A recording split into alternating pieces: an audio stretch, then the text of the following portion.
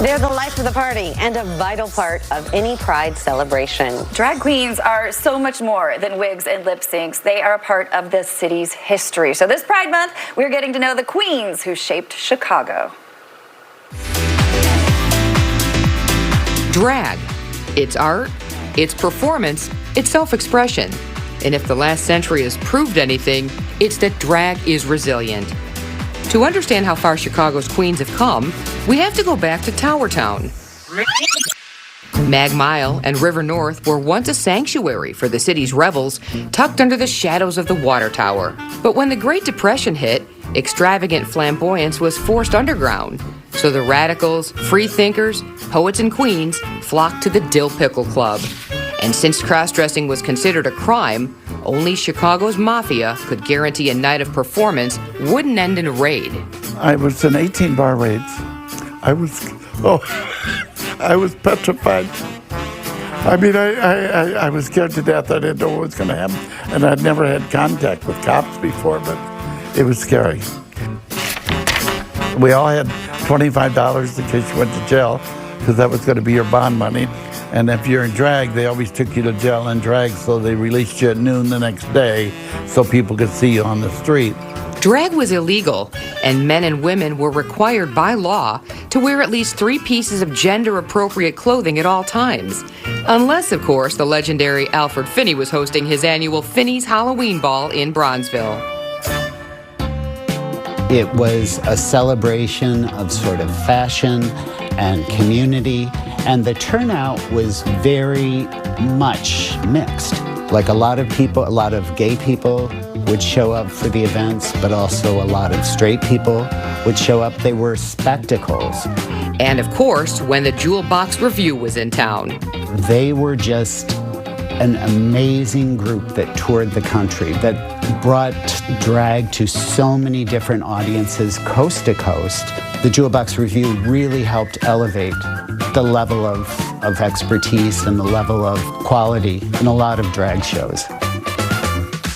By 1969, the show was here to stay, and Jim Flint was raising the curtain on the baton. We put about 16 beer cases down, put a piece of plywood over them, a little curtain around it, and we started a show.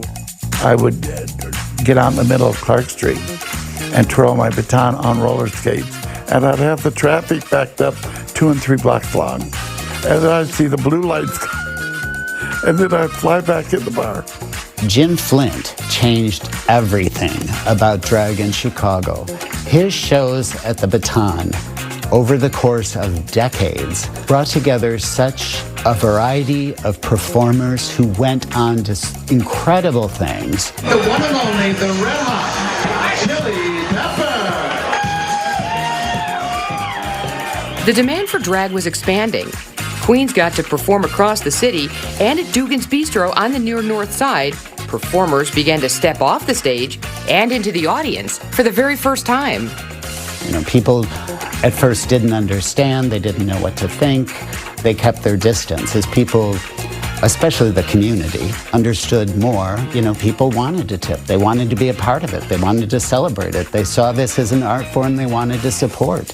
When you're working the floor with people, it's very like intimate and interactive. Like you have a time to give everybody an individual moment. And I think that has helped me learn how to like engage with people and make people feel included. And if queens weren't on stage or in the crowd, they were on the pageant circuit. It was 1980, and Jim Flint's Miss Continental pageant was the most prestigious title in the country. So it would give an opportunity now if you won, or even if you didn't win, to showcase your talent, to advance your career. But the battle for space was far from over, and the 90s ushered queens from the runway to the campaign trail. And that began the campaign for Joan Jett Black as mayor of Chicago, which included sneaking into the St. Patrick's Day parade wearing a big leopard skin coat and just waving. Then, the next year, Joan Jett Black snuck onto the floor of the Democratic National Convention, changed into drag in the bathroom, and came out and announced her candidacy for president And who am I? Well, I'm Joan Jett Black, Queer Nation's candidate for president in 1992. That's right, we're going to put a drag queen in the White House. Joan Jett Black was a huge symbol of sort of the politicalization, I guess, of queerness and queer visibility. A lot of the big movements come from people in drag. I mean, they were the front runners out there that weren't afraid to do anything. The 90s were paving the way to a new millennium, and in 1998, Chicago became the first city in the U.S. to officially recognize a gay village. North Halsted didn't just change the map, it created a permanent runway. You could go out on a Monday to the competition at Berlin, and then you could come strut down the street and see like pageant glamour drag at Hydrate, and then you would go to Jackhammer late to 3 a.m. Sometimes it does feel like we're just passing the same queer dollars back and forth over and over again, but there's a sense of camaraderie in that. The community never lost its radical roots, and in 2020, Queens stepped back onto the streets to preserve the community they'd worked so hard to create. I think the drag march kind of showed that there were a lot of voices that were not being heard. And after some changes went through, I'm seeing all these different new parties and new shows that have popped up that I think it's starting to bring that like range that we were looking for. The drag march was a loud reminder that drag is about so much more than performance. The more we get out there, they're going to have to stand up. Black, white, Jewish, gay, lesbian. We say rainbow today. Even our own community, there's a lot of exclusion when it comes to that rainbow. It's coming together that makes us what we are. Drag is absolutely political, and the politics don't just end with I put on a wig and I did a number. Like, it would be lovely if it was that easy, but there are so many issues in the world right now. So not only is drag like a platform for people to escape from that, but also like to keep us locked into it. I think drag, and especially the transgender women that did drag, especially in the 60s and 70s, did so much for us. And I think it is our job to just kind of not take that for granted. And what would the queens who paved the way say about Chicago today? I would hope that they would be pleased with the progress of the past 100 years. I hope they would see that there were freedoms now that they didn't really have, that the community sees we are all in this together, and that they're a part of us. Today, drag is a vital part of the city's soul. And as the next generation of queens takes the stage, they carry with them 100 years of history, showing with each step, dance, and lip sync that in this city, the spotlight belongs to anyone ambitious enough to claim it. Drag to me is liberation. Drag to me is connecting to the femininity that was not able to be celebrated.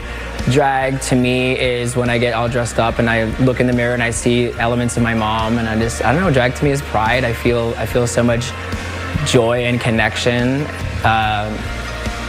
Drag also just like brings out the best in me, and I think brings out the best in a lot of people. It means everything to me. Because of drag, I don't think I'd be who I am today. So much history right here in our very own city. A special thanks to Gerber Hart Library for giving us the opportunity to look through its archives. If you want to learn more about Jim Flint, The Baton, and Miss Continental, you can find Owen Keenan's book, The Boy from Peoria, at the library. For more details, just head to gerberhart.org or visit the archives at 6500 North Clark Street. We also want to thank our producer, Summer FTC, for putting together this piece and our entire Pride special. Very nicely done.